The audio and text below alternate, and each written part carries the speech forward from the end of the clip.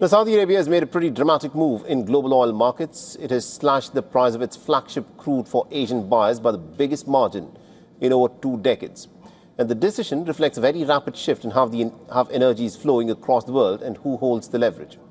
At the center of this shift is the easing of geopolitical tensions in the region as fears of supply disruptions fade and key shipping routes like the Strait of Hormuz return to normal. Oil is now moving more freely again, and that means more barrels are now reaching the global markets, especially in Asia, which is the world's largest demand hub. At the same time, supply is also rising. Major oil-producing countries have agreed to increase output starting from August, and that has added even more crude into an already cooling market. The result is that sellers are now competing harder to secure buyers, especially in the price-sensitive regions like Asia.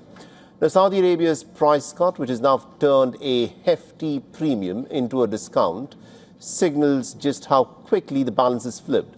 What was recently a market driven by supply fears is now being shaped by abundance and competitive pricing.